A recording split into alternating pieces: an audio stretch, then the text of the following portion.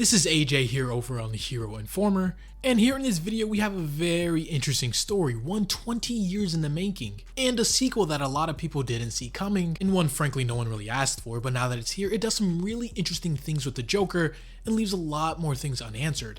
Because as we move over, we pick up where any classic Batman story would, Batman fighting and figuring out a way to stop Joker and his schemes. Except here, it's one that leaves even Batman himself a little bit confused. As he tracks down the Joker in a high-speeding van, he realizes that this isn't one of Joker's new schemes, but this is an old one he is redoing. Which for someone like the Joker, playing old jokes is just not his MO. As Batman even goes on to reminisce about his first encounter with Joker, he goes on to recap and say, it seemed like yesterday, a call from the then Captain Jim Gordon about some maniac threatening to poison the Gotham reservoir. This person calls himself the Joker, and how Batman stopped the Joker then, and he's going to do the same thing again now. Regardless of why, we see Batman immediately jump into action. You know, being the seasoned veteran of a hero he is now, he pretty swiftly dismantles Joker's little crew here, even going on to specifically note some of the piranhas that are here that went missing at the Gotham Aquarium a couple days ago.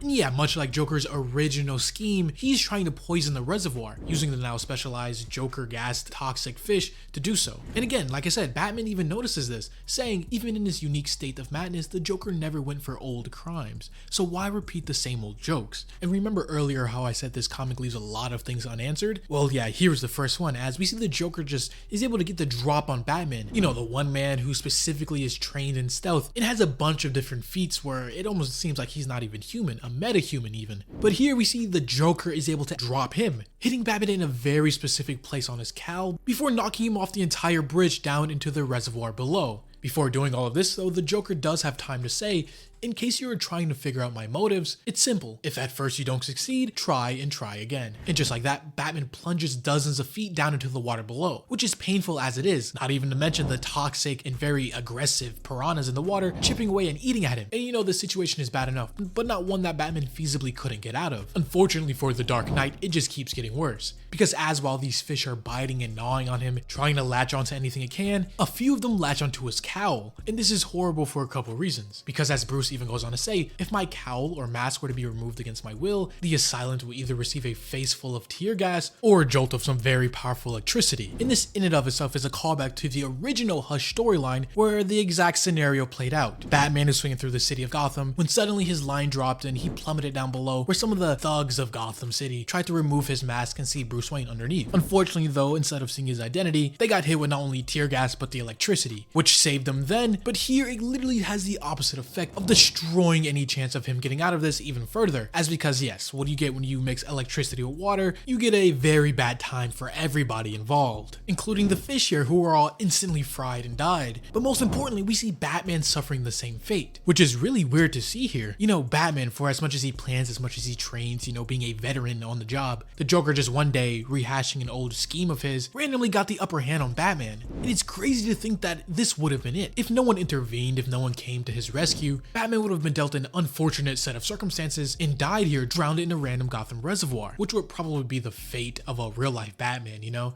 There's just some things you can't account for or plan for. A real life Batman wouldn't have the infamous plot armor, so yeah, a situation like this would have happened years ago for Batman. Regardless though, as we move over, we see he actually is saved. And as he regains his consciousness, he at first thinks that this is Selina Kyle, giving him CPR and, you know, clearing his lungs. But as we find out, it is none other than Talia al Ghul, daughter of Ra's al Ghul and mother of Damian Wayne, Batman's son, which just her involvement in her being here just opens a whole other can of worms, which is a very interesting loose plot point. And at first Batman is very confused, because like I said, he is very good at stealth, so when he doesn't want to be found, he won't. But Talia was able to find him anyway, as he goes on to say, how did you find me, and why were you tracking me? But as we see things get a little more clear as she goes on to say, I came to visit Damian, and I have more than just a passing interest in the health of his father. You almost died tonight, and I cannot have that. Remember, the greater the number of people who believe in you, the more there are to be disappointed in you. Basically telling Batman to lock in and get his stuff together. You can't be the great Dark Knight, the Batman, the father of the next heir to the League of Shadows, and get caught lacking and randomly dying in some reservoir. Yeah, that's just very un-Batman-like. And even she realizes this. Talia al Ghul's intervention here isn't the only thing strange going on, as because when we move over to some of the other heroes and vigilantes within Gotham, Batgirl and Nightwing being Barbara Gordon and Dick Grayson respectively, we find out that some other stuff is afoot, because from their end and perspective, Batman just went offline, which is something that he doesn't usually do, at least not for Barbara Gordon and some of the other Gotham heroes. Batgirl even going on to hypothesize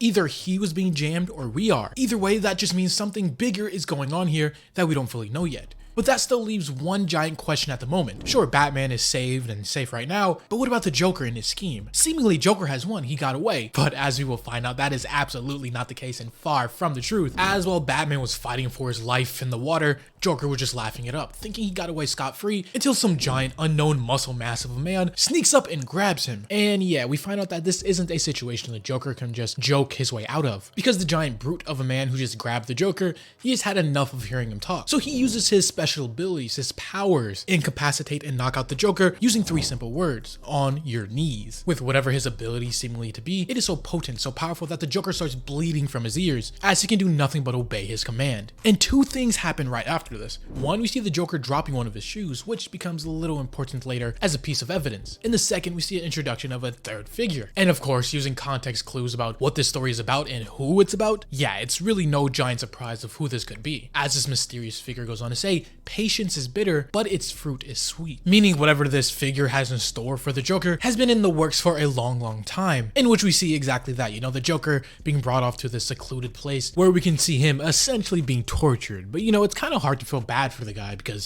this is the Joker after all, the masked terrorist that's been going on for years and terrorizing not only Gotham, but the DC universe as a whole. We do see this masked individual go on to speak to the Joker, telling him, "I doubt you can even hear me. The damage currently to your eardrums are incapacitating. The man you encountered earlier tonight has a very unique and special gift. He goes by many names, but I prefer silence." And all while he is talking to the Joker, we see him installing this sort of device and jaw straightener inside of the Joker's mouth, which will essentially stop his mouth from closing and dislocating his entire jaw. With this figure going on to continue to say, "I have found in life when you want someone to listen to you, to actually comprehend your intent, you do not raise your voice. Quite the opposite. You lower your voice and it draws them into your whisper." And now with the Joker properly tied up to this little machine here, and him being thoroughly silenced, this mysterious man whose identity isn't that mysterious if you're just using context clues, but he goes on to essentially play darts using knives, in the Joker's body being his target board, him continuing on to explain and monologue some of the history him and the Joker has had before. "You've told me once that this town isn't big enough for 2 homicidal maniacs, but boy do I have news for you. I am not a maniac.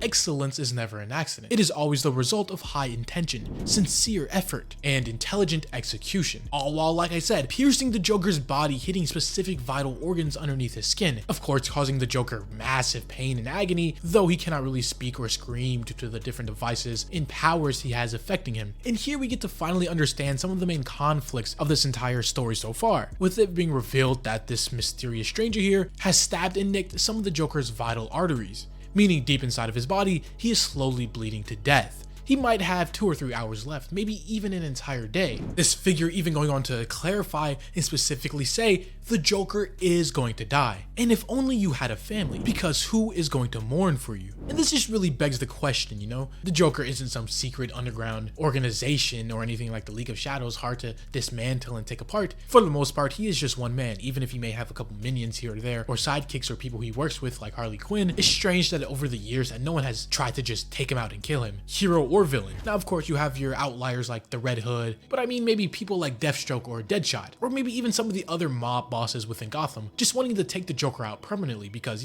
no one wants to deal with an insane maniac known as the Joker and all of the schemes he could unleash. But as this is happening, the Joker being tortured and being on his deathbed, we immediately move back over to Batman and at the Batcave, trying to regather his bearings and figure out everything that's going on after having that near-death experience earlier on. Him asking himself, what did the Joker hope to accomplish? How did Talia al Ghul find me? And who else knew about tonight? Even going on to question, the entire little accident he had and almost dying, him thinking the suit's circuitry was compromised when the Joker struck him. It would explain why it electrocuted both him and the fish. But the real question is, how did the Joker know which exact spot to hit him? The Joker's never been a straight-up tactician or genius level villain, not to say he's dumb or anything, but he is usually not on that level. So that begs the question, was it random or was it just luck? But before Batman can further ponder on and use his great detective skills to figure all of this out, suddenly some of the other vigilantes in Gotham, Nightwing and Batgirl, are finally able to reconnect and get in touch with Batman, with again them realizing and telling Batman that his signal dropped out.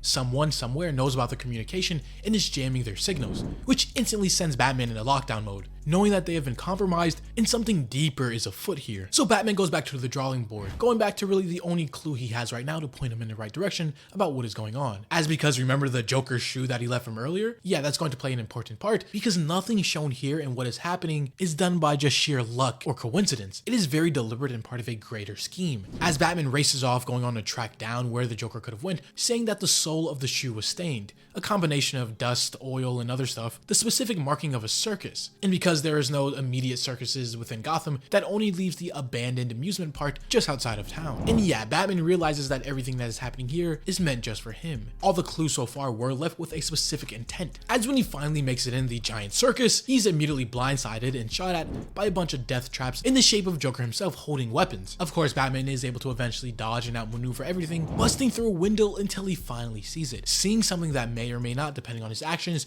change Batman forever. He finally finds the Joker in a horrible state, still tied up to this giant wheel and slowly bleeding to death. He is dying. But even with Joker himself in the flesh and blood here, Batman realizes that this entire thing was never really about the Joker in the first place. The Joker, much like Batman and all of this, was simply just a pawn. And this entire situation here is set up specifically to play on Batman's psyche, testing his limits on what he will and will not do. As while the Joker is laying dying here, all in the background there are a bunch of screens showing some of the people closest to Batman that Joker has hurt, such as Jim Gordon, paralyzing Batgirl, beating Jason Todd to death, with Bruce finally coming to grips about what is happening. As he goes on to question and ask himself, how long have I tolerated the Joker's existence? Pain he has inflicted, not just on me, but on the ones I care about. But now here, finally, he lies dying, which leaves Batman in a very interesting position. Because yes, Batman is never going to be the one to directly take a life. But in this type of situation, with the Joker of all people, I'd argue Batman would probably make an exception on his rule to save everybody. Because yes, much like the version of Batman from Batman Begins, in what he did against that version of Ra's al Ghul, he didn't let him die, but he wasn't going to save him either. Which very much could be a possibility what Batman would do here against the Joker, arguably the worst villain in his rogues gallery. With Bruce furthering on thinking, only one man could or would do this. The one person with knowledge of who I am and what I believe in, and one who has the skills to execute what he sees as a game. Bruce's childhood friend and world-renowned surgeon, Tommy Elliot, otherwise known as the Hush.